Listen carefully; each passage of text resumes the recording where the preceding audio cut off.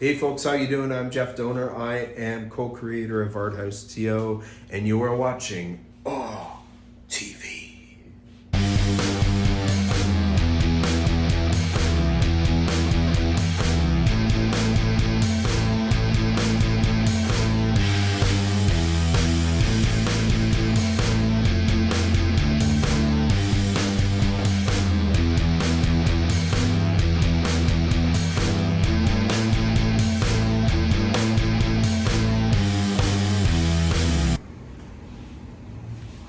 What is AHTV? More on that later. First, I want to introduce or reintroduce some interviews we did as Instagram Lives over the course of the last couple of years to honor and celebrate and showcase the incredible humans that are making a difference in this world. And one of those humans is way out in Victoria, well, way out to me anyway, here in Toronto, Victoria, BC, Kym Hines. Kym Hines is a wonderful human being who is supporting folks on the streets, in the parks, in encampments, co-founder of the Living Lived Experience Homelessness Network. Kym is an incredible human, but I'm going to just shut up and let you watch this interview that I did with Kym a little while back. Enjoy. Hello, everybody. Welcome to our first ArtHouseTO Live. This is the first ArtHouseTO Live. Well, it's the first art house. I can't even say our own name. It's our first ArtHouseTO Live where we're going to actually chat with somebody else on today's show, and just waving to them now. We're going to be speaking with Kym Hines, and Kym Hines is out in Victoria on the West Coast, and Kym is one of the founders of Living Lived Experience of Homelessness Network, and we're going to have a chat with them and get the lowdown on what's going on the West Coast and see how we can support Kym as well. And I see Kym is right here, so let's just get right to it. Just before I do, I'm coming to you live from the East End in Toronto at our ArtHouseTO headquarters here at Danforth and Pape. If you want to come by for a tea, DM me, and let's strategize about how we can start the revolution and make this world a better place for everyone. All right, I'm bringing Kym on in. I'm going to wave to 47H46 first. Thank you for joining us, everybody. Leon, I am going to add you right now.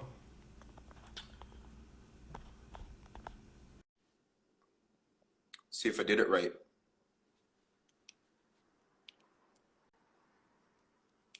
Yeah. Yes. Hey, there we are. How's it going? Good, Kym. Thank you so much for joining us today. I really appreciate it, and I really appreciate your time. You're welcome. It's really good to be here. Yeah, I'm just going to wave to a couple more people. Thank you, Heath Vig, for joining us. Thank you, everybody. I see the waves. And as I said, I'm new to this, so bear with me. I'm going to try to keep on top of comments too. So if anybody has any questions for Kym, definitely please ask away. And I'm sure Kym will be more than happy to answer for you. And I'm going to keep trying to wave at people while I'm talking. We'll see how things go. I'm pretty good at doing more than one thing. Kym, yeah, a pleasure. Can I just start by saying I admire you. I admire the work you do. I've been following you now for what has it been, about 2 years maybe? Yeah, since COVID. Ish. Yeah, it's been a while, right? Like ArtHouseTO is about 2.5 years old. We started right in the first month of the pandemic, and Instagram was a way. So ArtHouse, look at our website, go to the link in our bio, you can find out more about what ArtHouseTO as a project is about. But in particular, Instagram was a way for us to connect, make connections, build community at a time when we weren't able to be physically with people, right? So I was thinking, well, how the hell can I be useful? How can we connect and build community around envisioning possible futures for this city, and not just this city, but that is, of course, our focus. How can we bring people together, cross-pollinate the amazing orgs that are doing incredible work on the ground, celebrate artists. Yay, artists! Yeah, You're the best. Art is medicine, and that's you right. are providing that medicine, right? There's some of my And so, sorry, Kym, yeah? there's some of my art right there that I did in the I guess the 90s when I was healing as a survivor from sexual abuse, child abuse, and I Oh, used wow. years to heal, and I still am almost finished that one. So that's, oh, wow, that's powerful. Wow. Yeah. Wow. So yeah, I So love there's a prime example right there, right, of using art as a way to heal, as a way to process. yeah. Isn't that what so many people turn to during the pandemic too, right? Like to Yeah. heal, to process, to express their stuff, to just work out their shit, Yeah. right? And art is that thing. So what I was saying with the Instagram and starting to reach out to people, I made a point of trying to connect with people who are doing work on the front lines and that are doing the good work, and to repost and show their work. So along comes Leon. In my searching, I came across Leon, and I connected with Kym, who's one of the founding members. So here we are today. We had an awesome Zoom chat last week. Yeah. Connected face to face, so to speak, for the first time. Yeah. So Kym, welcome. How are you today? How are you doing? I'm doing pretty good. I mean, yeah, I'm grateful for your intro. Like, really helps me to bring me in the moment. Like a lot of people, I have complex post-traumatic stress disorder. So my thing is, be grounded as much as I can, and try and be in the moment. So, and I'm honored, like what you said, like, thank you. It's, it's hard for me to accept compliments still. And I'm even as I'm accepting it and saying thank you, I'm a bit shy about it, but it's cool. And I appreciate that. And I appreciate, take it and own it, because yeah, you really do the work. Like, I watch you, I follow you, I repost your stuff, I repost in the stories when you're on the ground, out in the streets, providing for people, doing call outs when people are looking for yeah, tarps, when they're looking for supplies, when they're looking for food. And you're on it, and you're literally out going to people on the street, and you also have a yeah. connection as well, right? So good on you. Thank you so much. You are one of the humans that are making this world a better place. So if we can all just band together. Can you tell me a little bit more about Leon? Yeah, no, like, even as I'm planning for this today, I was thinking, gee, I would like to be able to bring the cell phone out to the street. That's can't help it. I just think, like, how can I bring other people in, and not just some weird altruistic, white savior thing. It's more about, like, I come from poverty, north end of Winnipeg. My mom married young, got pregnant, fell in love with the James Dean kind of looking guy, the blue-eyed, handsome, white lineage man. I'm using that term these days to help us as white lineage people to, start looking at that more. And this is where you and I connected around Art House, was the whole networking thing. So it's like Leon Network is about that. Is about, like, reaching out and connecting, and it is for all of us about survival. Like, Yeah. like, we need each other. We need community, and everything keeps trying to divide us. And so it's like, it's automatic now for me, out of, for quite a while now. And, like I said, I was raised in the North End. Well, not raised the whole time, born in the North End of Winnipeg. And I'll answer that quickly. I'm a little bit, the complex Hey, he makes. we're Yeah, just having a conversation. So exactly. just, Yeah, yeah, it's totally chill, dude. Like, yeah. yeah. I feel good about that. I feel pretty chill about it, but I'm also just waking up. um, but Yeah, you're also 3 hours behind. So I'm like 1 p.m., but it's yeah. only 10 a.m. So. And I'm like, is it 10? But it's all good. I'm happy to be here. But basically, it is networking to me is about community and Yep. survival. It's natural. It makes sense that we do it, that we connect with each other, and everything's telling us to isolate. And but anyway, so the Leon Network was always about, and it started in 2013. Yep. That's when I formed it. So I put the call out to local people, other members of Leon, and they're like, "Yeah, do it, do it." And what had happened is in 2013, for like, oh man, it goes back. So from 2009 to 2013, a lot happened in Victoria, and the Raging Granny, Alison Acker, and the Committee to End Victoria. Phil Lyons was involved at the time. Rose Henry, quite a few people at the time.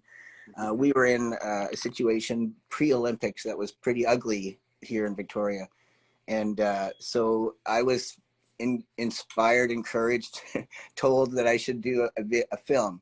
So we made the feature film, Taking the Fall and Rising, and it was the beginning of me filming the police, and it Yep. was just an. I mean, I'm an activist. I was, like I said, born in the north end of Winnipeg, single mom on welfare, had to flee abuse. I was, my mom was awesome. I'm a settler Acadian on my mom's side. I'm one of four siblings. My youngest sister is Métis. I'm as a result of an affair with a Métis, as my mom was trying to flee an abusive man, in the 60s when there was no Yep. support thing. So it's like I come from struggle, Yep. and I come from what was called at the time mixed race relationships, and the single mom thing, the pregnant before, being kicked out of the Catholic Church, all these things. It was just and getting to the place of being homeless myself at 15. And a lot of people, I got to come out as transgender. It's important to me. I'm transgender. I'm out about it. I was identified as tomboy as a kid before I was 9, and came out when I was a teenage runaway. To be honest, that's when I came out. I had no idea, if you can imagine. I was this tomboy butch little dyke, really, and I had no idea. And I came out when I was a teenage runaway. And a lot of story there that I'll touch on later, but Sure. um, um, um, um, um, even went through the fundamentalist Christian thing, Yep. being told I was going to be the evangelist. Like, there's stories out there and stuff, and help me focus on, that's okay. I'll get back around to it. This is what I liked about our Zoom, is the relationship between us, because you do the networking as well. And that's what Leon is all about. Like, sometimes people, and I'm going to be all over the place, and it's okay, but sometimes That's people, okay. like, Kym, why are you going to Burnaby then? Like, because I really talk to my peers when I'm doing outreach. Like, I just say, this is what's going on. And I show them things, and I bring them things, and I try and so we can come together. And they just appreciate that. It's been like 20 years of that. And to remember, I don't know how to turn off my notifications and still be in this. So you'll hear my little Robin Hood thing go off every once in a while, which I'm going to ignore. But Yeah, if it's cool with you, it's fine with me. Yeah. yeah, All it good. is right on. Thanks. It's good with everybody. Yeah. And I'm glad I can see people that are joining, and I hope more people join. But and I guess I could. Yeah, right. Someone just said I could share it, so I'm going to do that. Okay, there we go. Yeah, yeah. Yeah. And I'm So, also gonna post this later, just so you know, oh, and everyone else knows too. I'm gonna cool. post this on the ArtHouseTO feed, Right on. Cool. so people can watch it later for Right on. sure. Yeah. But that's when So, that's so when the with that's when the filming sorry. the filming started in 2009, and that's Okay. Raging Grant. Alison Acker said, Kym, keep filming, because the police did not like that I was out there interviewing people about what was going on here on the ground. And I started to learn, even though I knew the police were a problem, even though I was already involved as a feminist, a radical feminist before the divide. I'm Uh-huh. transgender. But I had no idea how aggressive they can be. I was always a frontline worker who had boundaries. So I was lucky enough to work in the field after being homeless. I was a young person hitting bottom in Calgary, Alberta. I went to Alpha House, and then I would years later work at Alpha House in Calgary. It was just an honor, and so my life has been an interesting tumble of stuff. Can you give a brief about Alpha House? Yeah, Alpha What, Calgary is an awesome. It was one of the first wet houses in Canada, way before anything else. And I was, I don't know, a few years clean and sober, and I alcoholics in my life who were abusive, and I still had a hard time being around people who were drinking, and it just really triggered me, and I needed to deal with it. And so I dealt with to therapy, and then someone said, "Kym, you're ready to go for a job there. We need you there. You're experienced, you know." And so I got the job there. Very grateful, very lucky, and they opened up a hat like a drop-in for people who were stoned, drunk, that kind of thing. You had to be under the influence to get into this particular drop-in, and they opened as the people who were using were the most vulnerable homeless, vulnerable to other homeless who extorted or beat them up or hurt them. You know, I won't go on more about that. People get the idea. It's not cool how people live homeless and social. right. So they had a drop-in on one side and a detox attached on the other, and it was incredible. Like incredible. It was like a harm reduction model before even we were talking about harm reduction model, because we really accepted people where they were at, boundaries. It was all behavior, like, you know, so someone's behaviors were a certain way, we dealt with those behaviors and not projected judgments or whatever, that kind of thing. And so on an individual basis, like you dealt with each person as that human. Exactly. And incredible staff that helped me. Shelley, I believe her name was one of the sort of managers, not the top person, but one of the managers. JP was one, and this Shelley person whose husband was a cop, and he helped her have boundaries with the Calgary police. And I learned all the stuff about how to have boundaries with the police from a woman who was married to one who was actually one of those good cops, who did, you know, whatever he could in every capacity to, you know, understanding that things were not really in a good way. So I'll leave it at that, but they helped me a lot to deal with people who were drinking under the influence and not get so triggered around it, because I had my own almost judgments, but based on personal experience. So I worked there a couple of years, and it's still running, and they are now running a program, I believe, where they're giving people alcohol, so people can go in now, and that program works. That harm reduction program, there's one like this in Vancouver, I believe, where there's a whole apartment complex. If someone knows, maybe they can jump in. In Vancouver, they're doing a thing where people who are extreme drinkers could go live there, and they could get sherry every 4 hours, an ounce or something like that. And then within a very short time, most of them are requesting less and less because they're getting more and more community. It's just, you know, you let people make the choice, you know. Like, people ask me, how did I get here?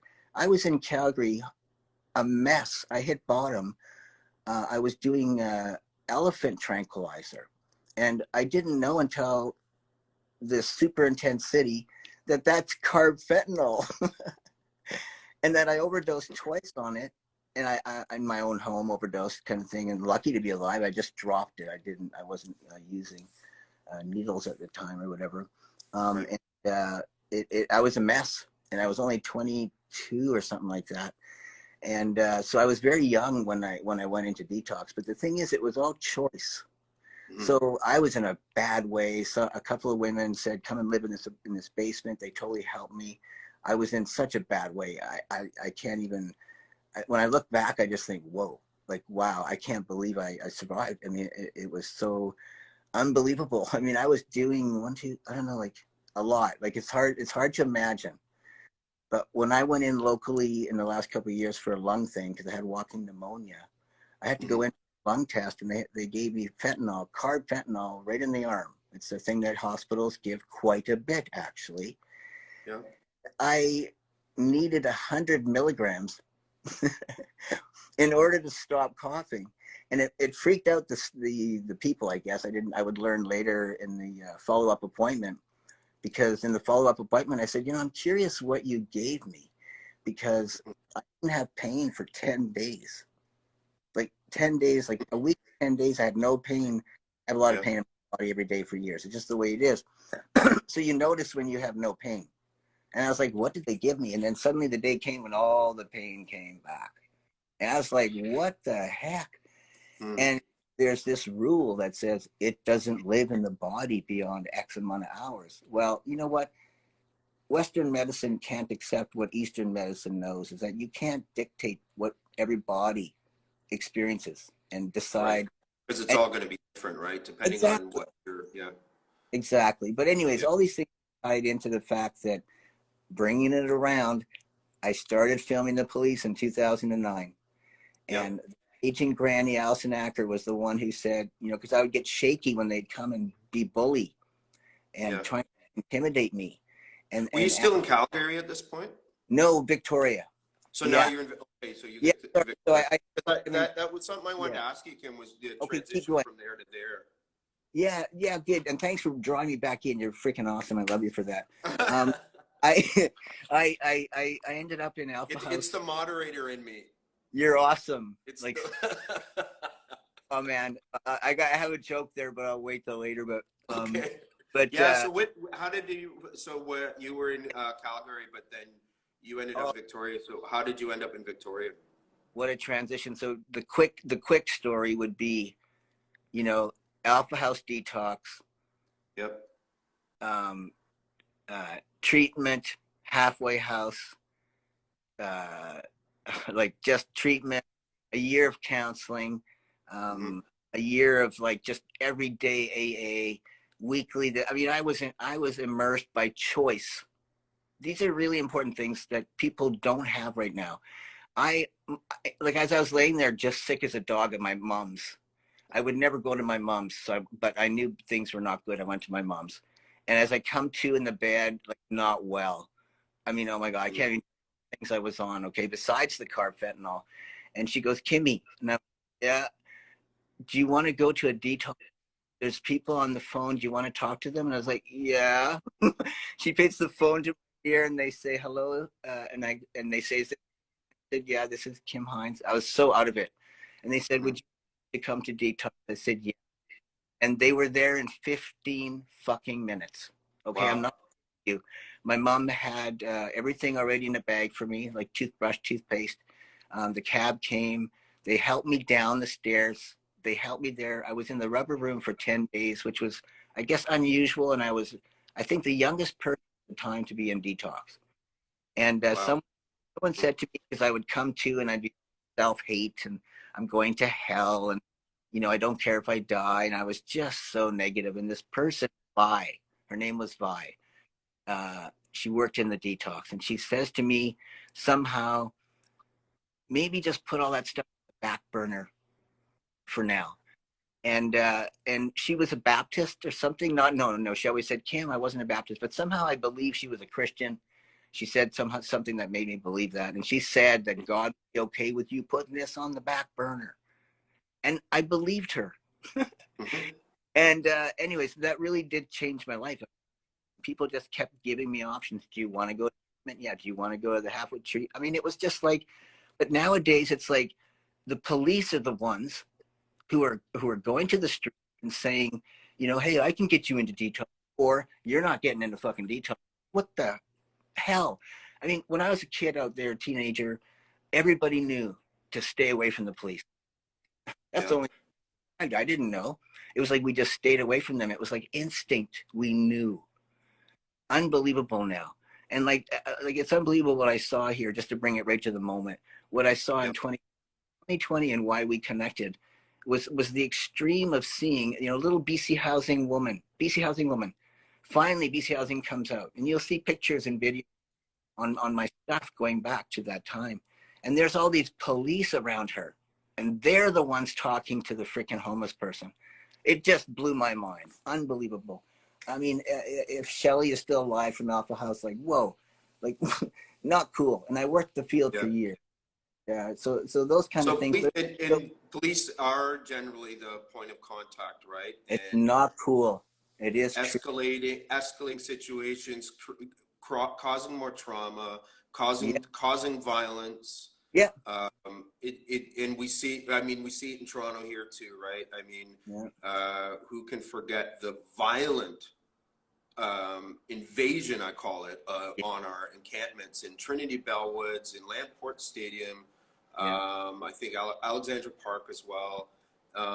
And, you know, I would hope appealing to people's sensibilities is enough to Yeah. care about it.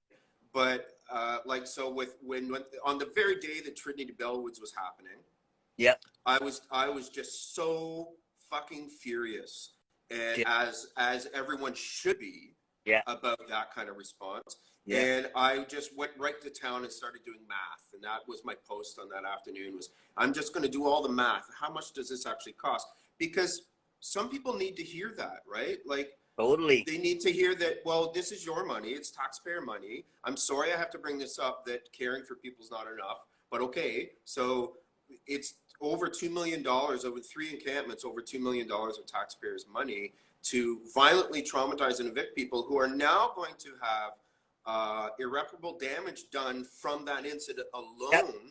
Yep. Right? Let alone already dealing with your shit that you're dealing with and trying to survive. And Yep. and this brings me back to something you mentioned, was community. Yep. And I think the biggest thing from what I observe is that it breaks up community in the way that the city, so we have Novotel where everyone's being evicted by the next week actually.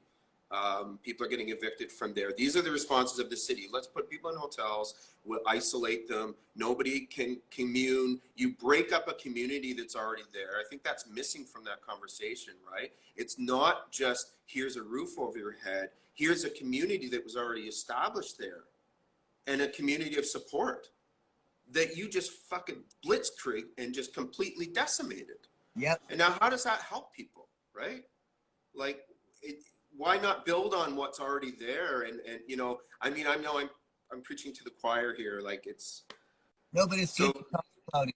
I'm glad you're talking about it, because that really upset us here. Like what happened in Toronto and Hamilton, I mean, that really upset me. I was in tears at times. And it's like, just get the word out, get the word out, get the word out. And as people would learn about it, they'd be like, what the heck? And yeah. they did not want us to get the word out. So you And it's that, and it's also another example of how that our colonial capitalist machine in place pits us against each other, because now you've got also young security guards who are making shit money, who are now between the people and the encampment and the cops, and they're thrown in there. You know what I mean? And like, I felt for them. I felt for them too. Yeah. You know, half of them didn't even know that that's what they were going to be doing that day. And see, you know what I mean? We need to talk about that, because like we often talk about defund the police and all this kind of stuff, but I'm into the detail. So what you said is something really important. They hire people, a lot of people who don't know, and they're doing this right now in the front line with, like, part of it is opportunism. So the opportunistic greed capitalist, many of them knew things were coming. So they were prepared to jump on that opportunism, whereas people were there to jump in and help community.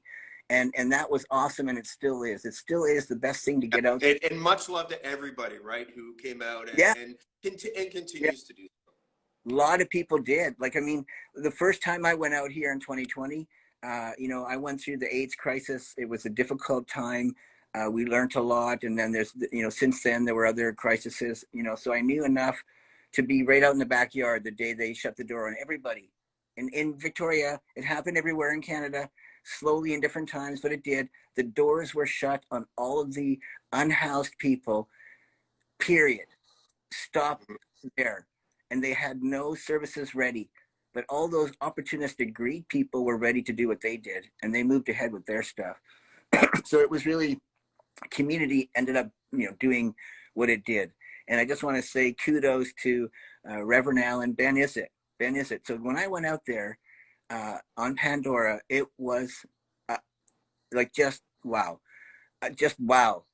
because the sheer desperation, and they did not know because they weren't connected in. So I kept telling people what was going on globally.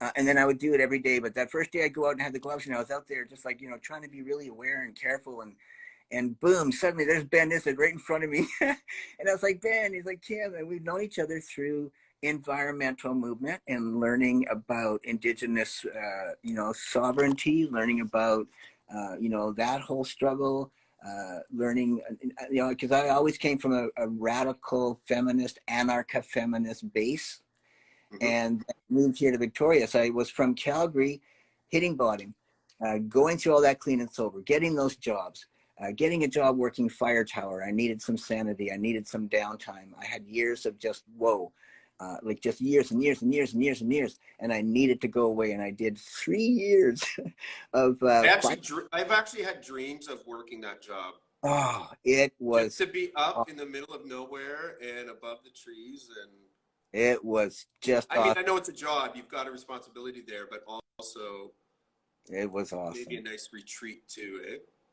It was awesome. There was Yeah. enough it was more, you had to get connected into the reality of nature. However, Yeah. you really quickly learn industry.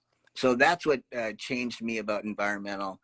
That's when I started getting involved, because I was like, this is disgusting. We are in environmental crisis. I won't get into that much, but so I left that.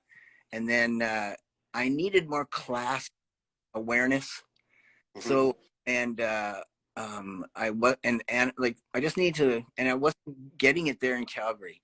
It felt like I didn't have the understanding and analysis that I have now to understand what was going on then. But Mm-hmm. I felt like I couldn't grow anymore there. So I moved to the West Coast. It's like literally what happened. And everywhere you do stay or go, whatever, the struggle comes. And I realized later in life, it's kind of a good idea now that settler white lineage people learn to stop as soon as we see a crisis, we go, oh, we're just out of, as soon as we're able. So the most privileged are always able to leave first. The most able to think, the privilege of the mind, thinking Do privilege. you think that that is a lack of lived experience?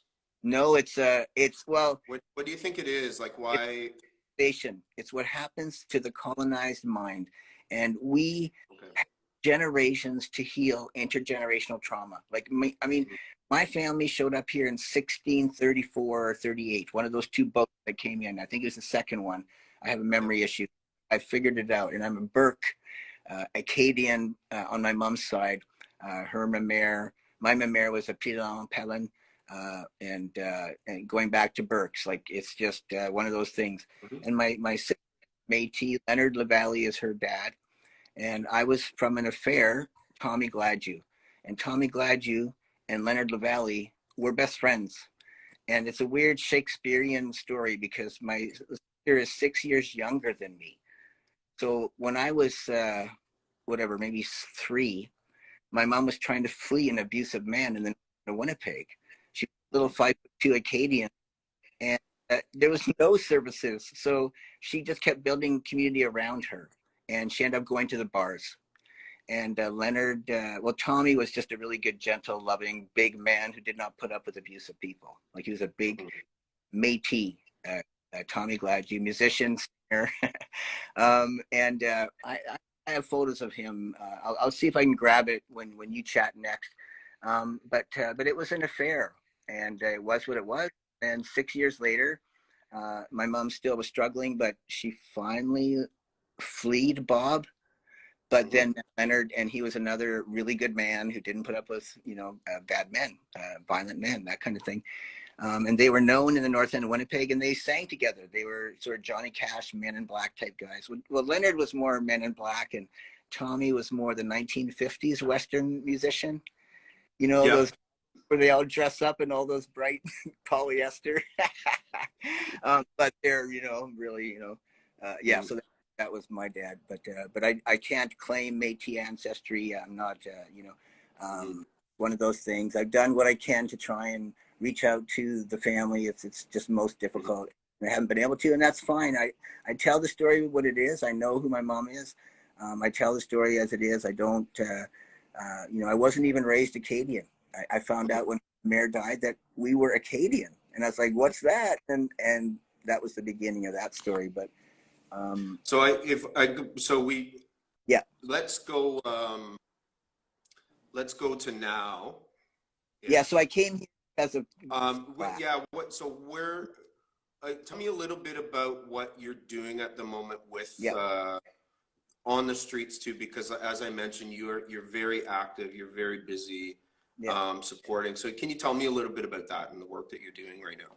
yeah. Well, I'll let people know the umbrella over it is that I do have a disability, and that it's been, you know, triggered off and on, mostly not just because of the pandemic, which was enough stress for everybody, but also the police state, which are not very happy with Kym, from Leon, Kym Hothead.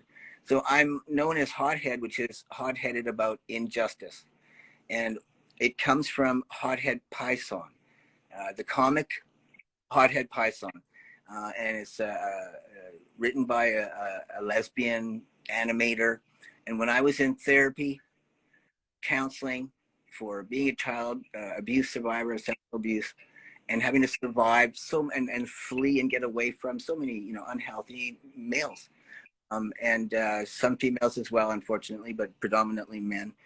So I was in that therapy, and it really helped me a lot. And but I needed to really get the anger out, and I just a long story. It was very difficult for me. I didn't want to scare people with yelling. I didn't want to, you know, I didn't want to scare people with, you know, yelling or whatever, which was a lot of the anger healing at the time. And so all this to say, my therapist finally realized art.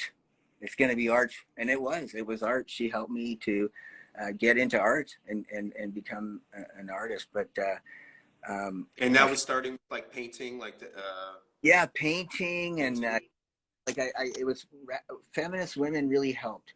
I was involved in the feminist community. A lot of them are artists, theater, painters, like Nancy Cullen, theater, Zoe Dodd, no, I can't remember some of the names, but some of them are here. Like maybe eventually they'll see this, but I give respect to all those women because they helped me become this artist. That's what happened.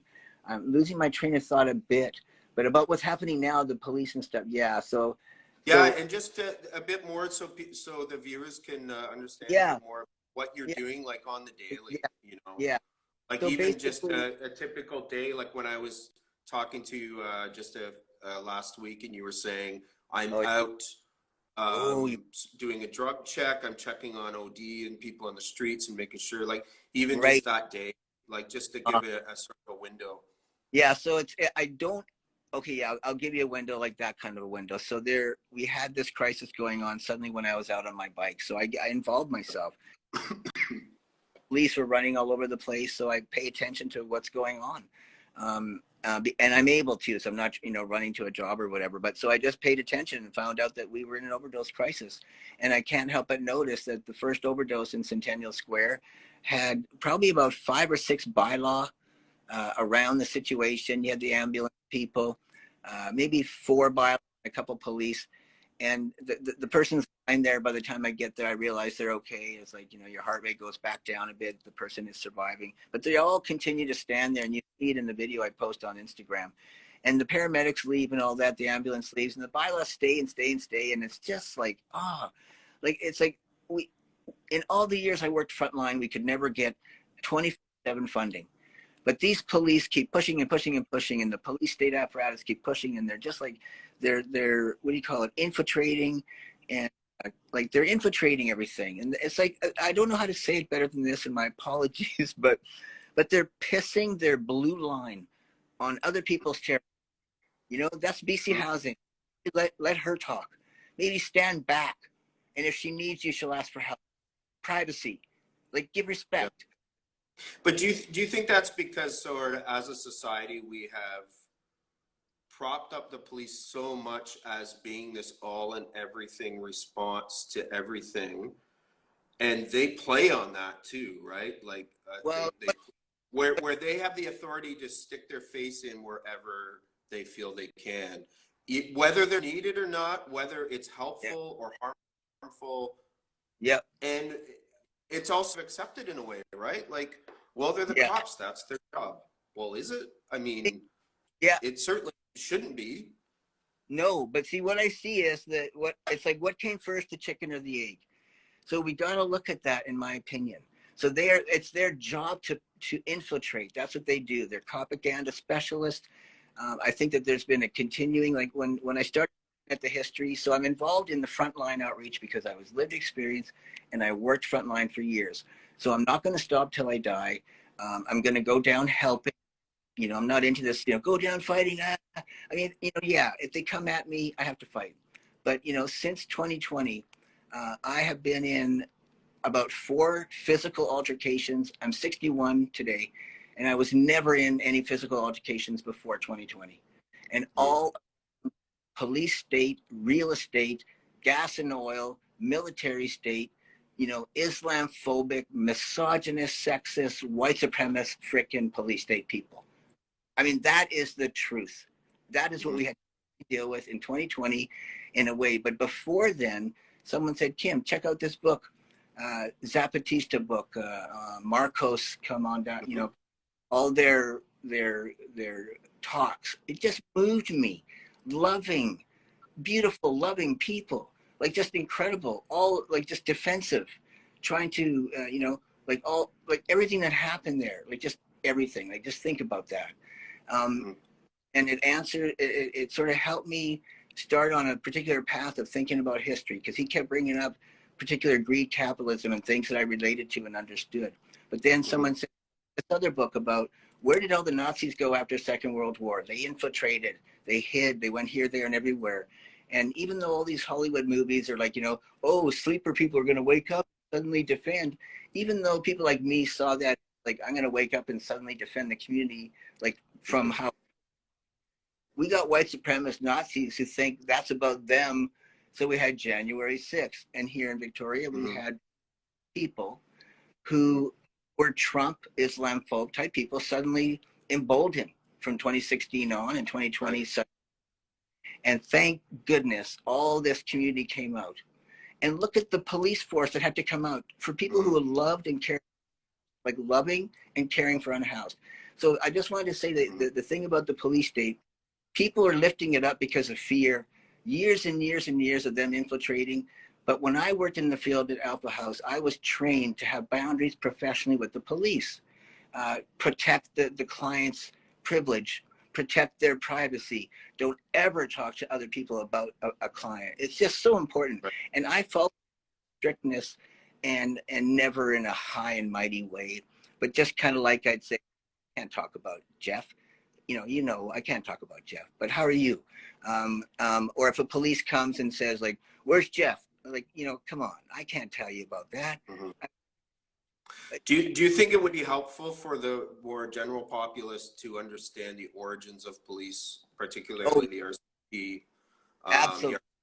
I did this post over a year ago, maybe a year and a half ago, stating that the RCMP were created as a tool of genocide. Yeah.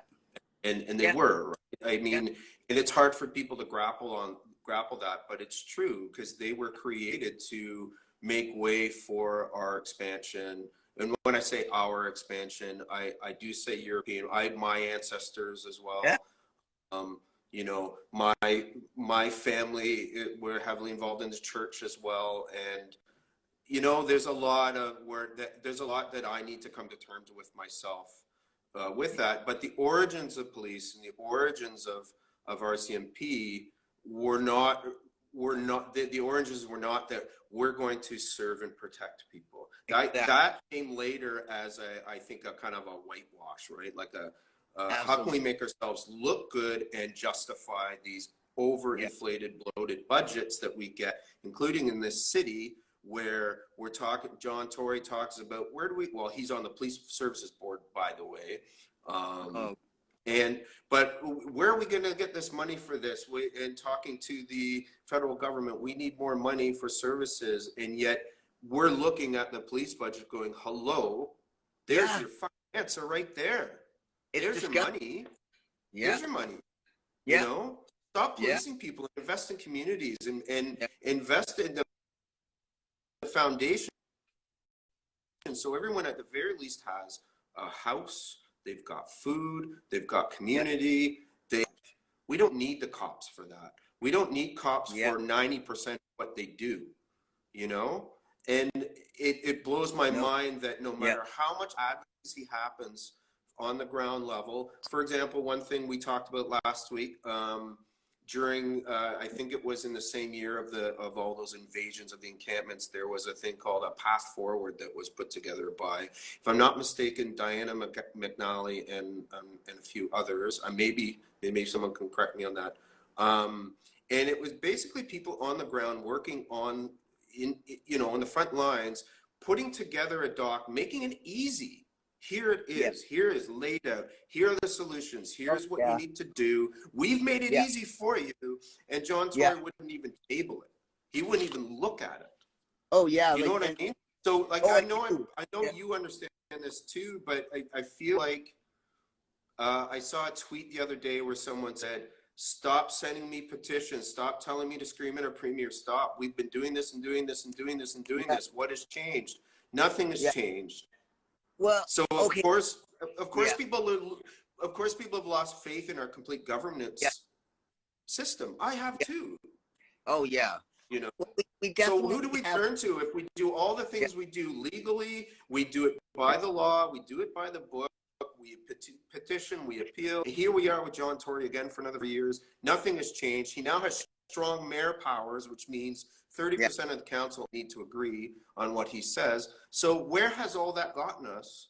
It feels like nowhere, right? I'm not knocking those efforts, because those efforts are, I applaud everyone. Like, so much love and admiration for everyone who's put the work into it, but we're dealing with a system that really doesn't give a fuck. Well, so, I mean, this is the thing. Where do we go people from have there? Well, the thing is, you asked a question I think is important. Do we need more education for the public? Yes, absolutely. Because, I mean, people don't know the reality of the past. And the media is the machine that it is. Eats up people's fucking brains and confuses the heck out of people. It's made people do, insane things, like literally. We don't have to, like, we know what's happened, where Facebook and other social media has been used, predominantly Facebook, to go, people have gone out and started killing people in countries, and things of this nature have happened. It's disgusting. It's a mess. Facebook and all that stuff is a mess. But like, has it changed? Yes. I'm 61, from poverty, north end of Winnipeg, was homeless, worked the front line, and I know that it's a systemic issue that anywhere you go, humans will take care of each other. If you go to a refugee camp in another country, so there's a story, what do you call it? A graphic novel I read. A woman went to another country refugee camp. She figured she'd be able to go help. She learned when she got there, oh God, do I ever have a lot to learn? I thought I was going to help. Whoa, I need to learn and help at the same time, big time. So she did this graphic novel, and it's incredible. One scene I want to remind people or bring up right now, and think about the 10 cities here. And I saw the connection. So there's a global situation. Has there been change? Yes, so much so that now we are fucking here. And, like, every time there's a new government, we think we're going to be able to make change. It's like, well, hello, hang on a second. It's the people who always have made the change. We know this, right? People have made government do things, and then the government keeps moving towards colonialism and greed. It doesn't fucking matter. Every X amount of years, the government changes, and then you can keep going through this situation back and forth like a tennis game. But things have changed because people have learned. Why are they trying to control the media so much? Is because people have learned. But in this refugee camp, when an area and people start cooking, and the community around somehow gets these things to the people, and mums and uncles and people start coming forward and they start cooking for people, the military police from the city nearby, or the closest detachment, will come in on a day and begin to destroy it. And everybody is told, like that American who went there to save everybody and help, who realized she did a great graphic novel. She was told, do not try and be, you shouldn't be doing this. Just stay out of their way or you will get hurt. And you remind me of the border patrols that were poking the water jugs at the border. Yeah. So what Did you see footage of that? I People did, left these water jugs for people fleeing, and there's footage of Border Patrol actually using knives to poke holes in the water jugs to empty them all. Like, it's so yeah, violent and so like it's I unbelievable. can't even wrap my head around that. Well, and that's why it's really important that I brought up Zapatista, because we need self-defense. We need community. We don't need to become militarized in the way that they are. There's more, like if you go everywhere you go, But we uh, need to be organized, that's for need to sure. be and Organizing for sure. community self-defense is absolutely important. You know, the Colorado Springs shooter, the reason why that didn't go worse is because in queer communities, especially there, I'm from Calgary. So back in the late 79, 78, 80, 81, like, you know, all those years, 72, um, you needed to be hyper alert. We were Yeah, shot at, the dance floor was shot at the Parkside Continental. right. And Bullet. he and that shooter was subdued, and yet Yeah. over 100 cops in Texas could not take down one guy. Yeah, and what do? They subdue, they hold them down. The cops come, and the way they report it to the news, they still trying to make themselves look good. And then they made that guy who helped sit in the back of a car for an hour. And Yeah, so, he was pretty much criminalized for the first hour, right? yeah, Like, and meanwhile, his family and friends are inside, and he's worried about what's going on with them. You know yeah. what? So, okay, Okay, so 11 minutes. I okay, feel like there are so many. So we're definitely going to have some more lives, because yeah, the police state alone is its own conversation. There's so many things that you've touched on that I've written yeah, down here that are like, there is one topic for live. There's another topic yeah, for live, because there's just so yeah. much to talk about, and But can and I so just many intersections, right? can I One just thing do oh, I sorry, yeah. I just want to quickly answer the day to day, is that so that I go out and do the Oh outreach, yeah, and for sure. Yeah, please. I just to end it in a quick sentence, now that I know we're wrapping up, I go out to I do still like have a couple more questions though, but yeah, go yeah, ahead. no, but to witness the police, witness the bylaw, witness the private security, as I'm out there, you know, checking on unhoused, and there is a rights for encampments leaflet that Make the Shift has made. It's really a good idea that we bring it out to all the people who are unhoused. It helps to empower them to know their rights. Very, very, very important, and we learn together, because we need to remind the world through our media, our own media, that these are our community, because the police really stigmatize them every day, 24/7. They lead, the police state lead in the social stigmatizing of our unhoused citizens, our indigenous community, poor BIPOC, and all BIPOC. You know, it's they're the ones who lead, and it has gotten worse and worse and worse and worse, and it's gotten worse everywhere. Like you said, the water things, worse than that, and I don't want to get into it, but there's worse than that kind of stories every day happening. Mhm. A friend on Twitter, Lauren, they're on Twitter. They do a lot of awesome posts. They are night owl like me, but it's because they have to, because they hear the police every night. They go out with the camera. They come from privilege. They take advantage of that privilege. They're white lineage as well. And I really respect that they take advantage of that, but they just get treated unbelievably by the police right now, man. And it's different than how I get treated, because I'd be down handcuffed pretty quick. For some Mhm. reason now, this is happening to me, and I've never been arrested until I got Mhm. red zoned illegally by the Vic PD, with help from bylaw and private security, starting at Central Park. I didn't figure it out right away, but the Mhm. private security started saying, "What are you doing here? Bylaw said you're not supposed to be here." Ooh, and I'm like, "What the fuck are you talking to me like that for?" Like, Mhm. unbelievable. Holy mackerel, talk about rights abuses. And this is the police leading Right. that.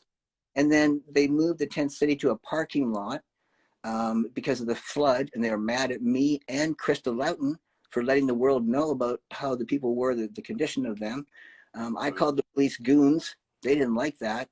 I can't help but be honest. My mom, my mom would say, "Oh, Kimmy, you can't help." Like think, like she. Anyways, all that to say, Mhm. I was asked by Unhoused I'm Leon, living and lived experience of homeless network. We're meant to help each other, be with each other. You know, I mean, why can't we have community? So one of them, you know, gets a hold of me. Kym, can you come over? I want to talk to you. Oh, what's up? Someone asked me to be on a podcast, and I really like to talk to you. And I was like, so honored. I was like, yeah, that's awesome. Because I'm like, fuck yeah, that's cool. He's going to be on a podcast. Because that's what I'm all about. I've been, you know, encouraging. He's been helping bring food tent to Mm-hmm. tent. We started bringing food, Red Cedar Cafe, Ben Isid, Red Cedar Cafe. We started bringing food tent to tent twice a day. People at Beacon Hill built a shower. People, community built a sink. City workers built a sink. I mean, lots of things happened, even in Toronto, right? But the police hated it. Why? Since World War II, there's been an infiltration in all our police forces of fucking Nazis. Let's get real, right? And the blue thin line, the imperial police chiefs. Look at Vancouver. What a, oh man, we got to be helping Vancouver. But we also got to look at the fact that that's what's coming in all our areas. And it's like, we say why? It's like, because every time we come together, the cops come to divide. That's why. Why? Because that's their goal. It's like, so when we come together and help each other, treat people with humanity, you know, say fuck MAID, offering MAID to people who can't find housing. Look at that. That's a whole You know, that's a topic for a whole other live too, right? Like yeah. that Look whole at the guy in Toronto. situation. He got support. He's not taking MAID anymore. Oh wow, isn't that something? He got And support. why? Because people came together to support him. It's not because Yeah, it was a service from provided to him, right? Like that was an exactly. example of us coming together Yeah, to support someone in need yeah, when our own fucking government won't do it, you know. yeah. Okay, Because they six can't. minutes. I really Okay, want to. wait. Okay, wait, just 1 second. Okay, they Okay. can't. Wait though, because they can't. So John Horgan, Right. Premier of BC, Mm-hmm. when Bear Creek blockade, when the RCMP and Surrey and all those people started attacking Indigenous, pulling them out of the group of white lineage people, we all saw it. It Mm-hmm. was upsetting. John Horgan called the RCMP and said, "Hey, man, stop." And what did they do?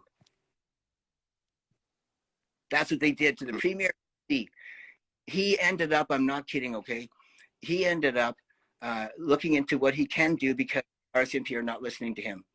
And what can he do under his capacity, by law, under capacity, by all the governing stuff that dictates to him what he can and cannot do? It's so fucked up, but it's true. Yeah. So he looks into replacing the RCMP, getting rid of them, and that means like an Ontario police force in here in BC. And then he ends up having to get private security. His health goes down, and now David Eby is the leader of BC. Think about that. Now, I'm not I'm a radical anarchist feminist, and I'm not one of these accelerationist anarchists. No, I'm not. But the government is pushing that. The government, it doesn't matter who you get in. There's a system of play. It's called colonialism, and it keeps making things happen. And so in Ontario, you now have mayors can have all that power. But here in Victoria, would that help Marianne Alto? And I'm thinking, I don't think so. I think everything always ends up helping the right-wing psychos and the Greek capitalists. Everything's smooth for them. But someone like Marianne, even if we had the same law, would it help Marianne with the Well, 30? I guess it depends on whether you're propping up and continuing the system that is oppressing so many people, Well, no, and it. whether you're not, right? And also, I feel like in a weird way, this gives me a bit of hope. Good. It's like a cornered animal Yeah. that lashes out. I feel like a lot that system that is in place and the power structures that are in place are very threatened by a lot of the actions that take place by people on the ground, and why they respond so violently. Yeah. And correct me if I'm wrong, but I think it's because there is a real threat posed Yeah. to that system. Yeah. And it is like a cornered animal where, okay, I'm going to just give it my all here because, you know, we can't lose this power. 3 minutes though, please let me turn to this, the Cremus, the overview of encampments across Canada. And I feel like we're going to do another live and we're going to dive into this a bit more, I think, can you give us a quick overview of what this is about? December 2nd is the deadline. Yeah. Go for Yeah. it. Okay. So I'm hoping, is there anybody in the, like, are people making comments that I can't see that you can see? I And don't think so. I see okay, people joining. I don't think anyone, I don't see just don't comments. worry. I hope Because not, because I'm missing them if they are. that's I cool mean, I because I hope don't, people are, but you know what I mean. I just hope there yeah, aren't we're any there that learning. I'm not seeing. Yeah. But So anyway, yes, basic, overview of yeah, encampments across Canada. What is the yeah. So call out?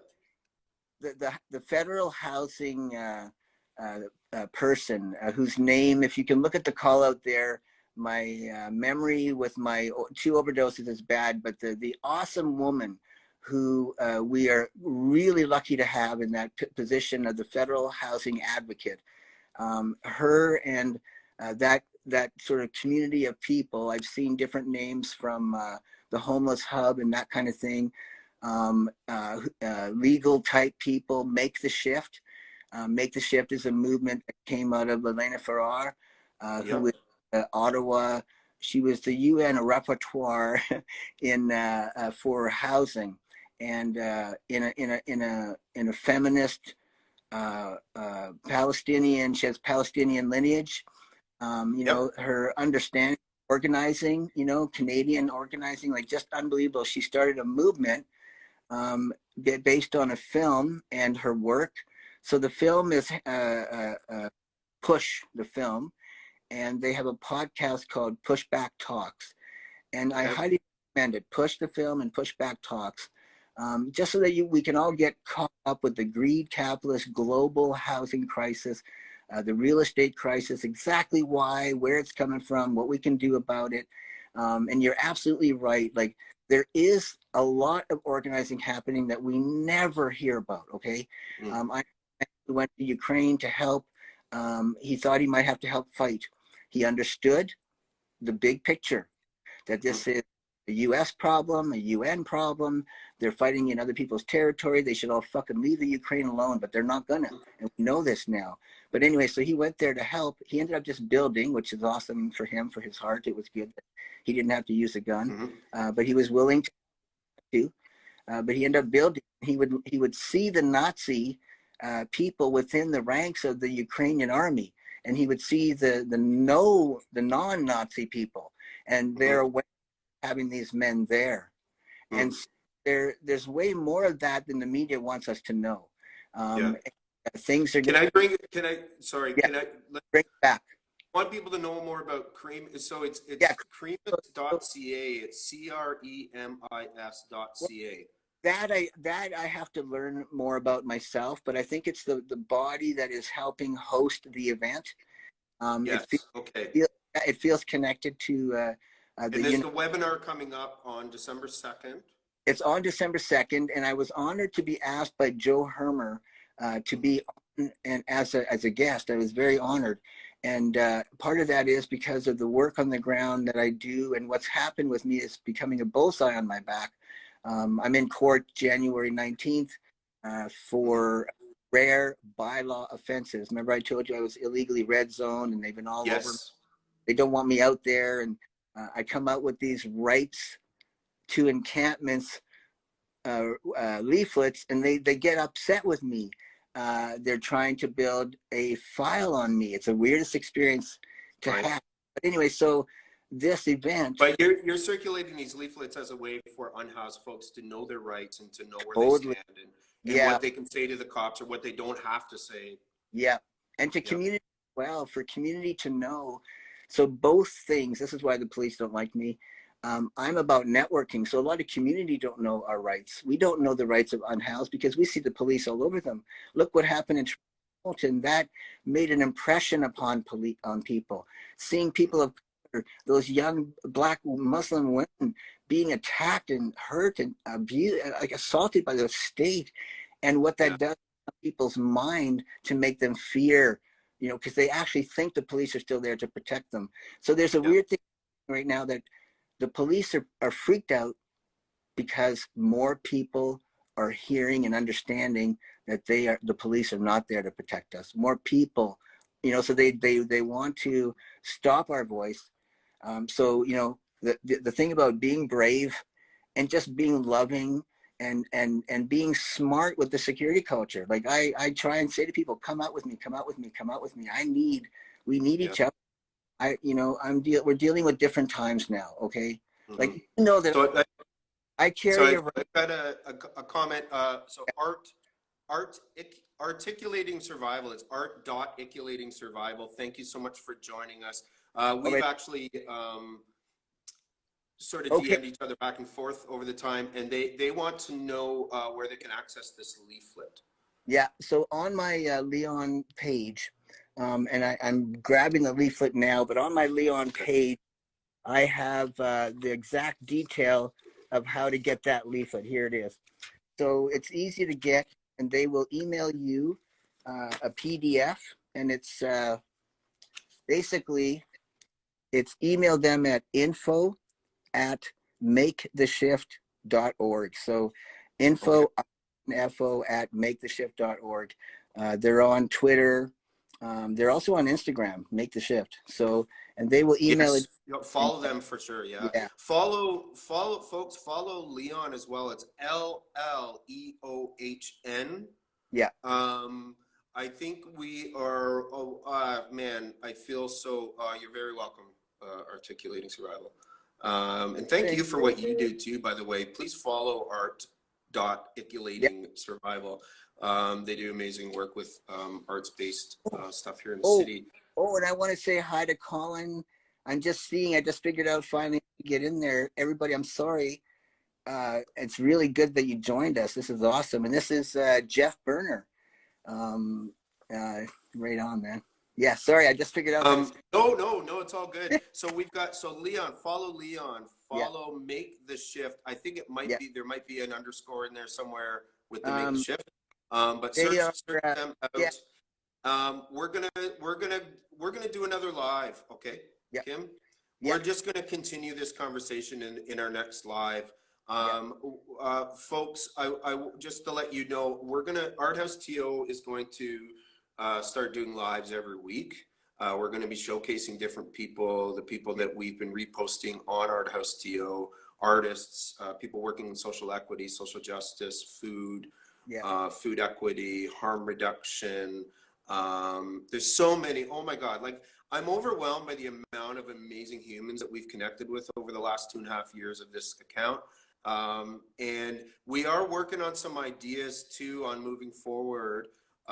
We have an idea in mind of doing ArtHouseTV, which is a program where we want to more formally talk to other people and showcase. And we have a space that I'm in right now as a storefront space in East End of Toronto. We're going to broadcast from where I am right now to do live shows, interviews, Mm-hmm. feature people.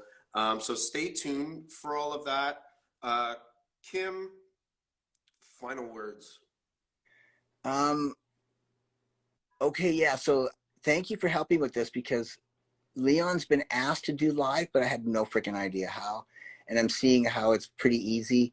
And I'm gonna try and figure out how to do it on the ground out there, or try and get Well, some. let's work together on that because Yeah, however yeah, I can support that for yeah. sure. But just to finish, so the Portland community has I'll try and find it out. Look on my Leon.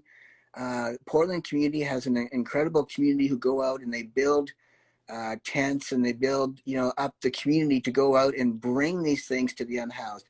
So I'm just going to ask in closing, like, everybody be brave and go out to the unhoused wherever you are and make those connections. It's important. And reach out to the neighbors. Those two things are really important because we are being abandoned. I'm calling this time the great abandonment. However, it's like we need to wake up to the fact that we need to become an actual democracy. Like they use this term in North Syria and Rahavo and stuff, the radical democracy. How sad that we have to call it that, but we do, because democracy has not been. So we need some democracy, and so they're calling it radical democracy. So just get out, connect with people, and learn how to fight. Like I'm saying, I mean, I know someone who learned how to box, a woman at 60. Another woman in her 60s got a black belt in Korean martial arts in Calgary and helped create a class there for seniors because, you got to be a bit easier on us. There's grappling. It's like, it's not about violence. It's about self-defense, like stop judging people who are military and vets. Like this, one of them just saved someone's life at the in you know, like we have family who've been in the military who don't want to hurt people, who aren't racist, and we have Nazis in the military. We have family. Well, you know, we need to defund and disband the police. There's just no reforming. It's no reforming. And every good cop I've ever talked with. Reforming back to what, too? When I say when people say reform, what do you mean? It's Exactly. like saying going back to a time when everything was great. Well, when was that, and who was it Yeah. great for? You know what I Yeah. mean? Like, Yeah. when was there a time where the police were an Yeah. altruistic Yeah. organization? And just to finish, like, you know, be really good about wherever you are at, like whatever you do. Don't try and be like Geoff or like Kym or like Colin. And that's really, you know, everybody wants to be a photographer like Colin. But like, just be yourself. Everyone has a gift. Like some people come out, they're very loving. They bring a vibe. And I will always ask them to lead, and I will go in and watch their back. That's important. Like we don't need, like, you know, we need that security. Look at in what in not in Texas, I think it was Texas, where people who were in the military, who were vets, and also just people in the military went out to defend homeless armed because they were under attack. Like it was, and I was like, they went out armed, and like, and someone said, "And they're in a state where they're allowed to be armed." But I'm like, whoa, but still, they went out to defend the homeless armed against police in the Yeah. United States. That's just below us. So it's like we need Like to. if we could all embody that same spirit, right? Like, I'm not saying arm ourselves, but I'm no, saying, I'm not either, but yeah, I'm just embody that same the spirit. spirit of that action, right? Exactly. Yeah, and be brave. Like you know, if young people in 2020 can be brave and be attacked by that huge militarized police force and all those pictures, and you know, it just was so upsetting. If that can happen and they survive, look what's happening with how many people are being hurt and choosing to die and overdosing deaths, and you know, it's like that doesn't happen. Those are all community people who don't are not comfortable with the society the way it is, and thank God, because it needs to change. Like, you know, so yeah, we all have something to bring to community. We need each other, and together it is something that we can make a big difference and help each other. And there are those who will self-defend. There are those who will put their bodies there and take the beats from the police. I've seen it. You've seen it. I've been there. Like anti-poverty actions. When the police started beating down on people in Vancouver there, like younger like kind of punks and like tough working class people put their bodies in the way so that, like, you know, people who were not able to defend themselves were defended. Like I watched it. And so there is a natural instinct to do that. So you know, like we need to bear witness and also, you know, try and heal and have those moments whenever we can. But like, come on, like, yeah, we got healing to do, especially white lineage people. Like just step away and let people lead and support indigenous movements, like, you know, BLM, indigenous movements, the homeless, like, you know, like in every way. And it's not easy. It's never going to be easy, but in every way, Leon, we have different indigenous unhoused and indigenous who used to be living homeless, who have taken leadership, but we have to be careful to not show them so much because they become a target. So I'm putting myself out to be a target. Mm-hmm. Not, Mm-hmm. not comfortable, but we're white lineage people. We have that privilege to take the target, but we have to keep bringing their voice to our, you know, so that's why I keep bringing up these things, because I'm thinking of that person, they taught me this about, you know, Zapatista, they taught me that about, you know, but I can't always say the name because I don't want them to become a mark. So I really want people to know that, and we struggle, you know, and we're learning to become, you know, what do you call it? Like we're, you know, that whole comrade thing, where anytime we get stuff, we should be going to the indigenous people who are in the community taking leadership. Go to them and say, "What do you need? What do you need?" And also to the white lineage people, of course. I'm not saying ignore them, but it's like, look at what's going on. It's horrible. You can't help but see since 2020 that, you know, white lineage unhoused who are bullies and whatever seem to be having some slippery road there, like an easy path, compared to you know, more indigenous outlaws who don't want to speak to the police, people who just don't want to speak to the police, who have the right. They're having a hard time right now. That's not cool, you know. people who are Islamophobe, pro-police, bootlickers, mental health issues, transphobic. You know, police are like, "Hey, you're my buddy." That's Mm-hmm. that's weird. So, anyways, we're dealing with a lot of ugly that I can't even frickin' talk about. Um, but you know, the police don't know the law, and Mm-hmm. they don't want to know the law. They're there to be bullies and protect capital. Look what's happening Right. here in BC. Like, I mean, Yeah. you know, environment. It's Yeah. it's amazing, right? How it's almost acceptable to see cops being so violent towards people that are being activists for the climate, and well, they're just doing their job, and these folks are blocking the way to the bank, kind of thing. And Real. it's so obvious, right, that the Yeah. police are there to protect the state and protect property and not Yeah. people. That's Yeah. why that's why there's so much violence, and it's all, and like I say, it's accepted in a way, which is It to me totally. so fucking sickening It is. that's even accepted when people are putting their lives on the line to Yeah. protect our planet. And most of the time, those people are Indigenous people that are putting their lives on Yeah. the line, because it's most often than not their land that is being threatened, and their Yeah. community and everything else, right? Yeah. So, man, so many, like I say, Kim, so many intersections here in this conversation that I feel like we could just go to just continue our live all afternoon. I Well, don't know if I can upload that big video, be but we are housing. definitely going to chat again for sure. Yeah. Right. Let's do another. We're going to Yeah. do another live. I will post it and promote it to let everyone know ahead of time that it's coming up. Hey, Thank you so much. Thank let's you book. so much for your time. Sorry, Let's go ahead. Yeah. Yeah, let's book another one and focus on. We'll start it out with the BC housing going on right now. The leader, who is a woman of color, who's under attack by the Liberals, who are two-faced freaking liars. We'll start the next one on that, and let's book Sure. it. People have a week, and thank you for everyone for joining. And Yes. we'll get more. I'll get more grounded on this, but you know, this is the life on the street right Hey, now. this is our first one too, right? This is like, it's you Thank and you. I our first one, but it's like Thank you. ArtHouseTO's first one. Thank you. So I think we did okay. Yeah. Thank you. Thank I you hope. so much, Kim. Much love from Toronto. Thank you, everybody who joined us today too. We really Yeah. appreciate it. Yeah, stay tuned. Follow ArtHouse. Tell other people to follow ArtHouseTO. Follow Leon. Follow Make the Shift. We're all in this together, and we need to take care of each other. And yeah, solidarity. The more that we can all band together and support each other, the better. The systems are failing us, and we cannot rely on those systems. They're not just failing us, they're actively harming a lot of us as well, right? And we need to support each other and help each other. So thank you so much, Kim. Thank you for all you do. You're a wonderful human, and you are making a difference in this world. Thank you. And the world's a better place because you're in it and what you And do. you too. So, It's awesome. Matt, that's awesome. Really good. Building the networks. well, let's keep doing it. Let's keep Yeah. doing it and make some real change here, you know? Right. Thanks. Much love to you. Much love to everybody.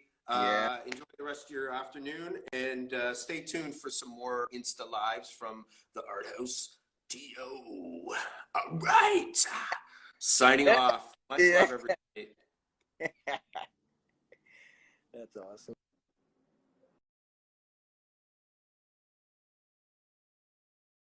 But for good.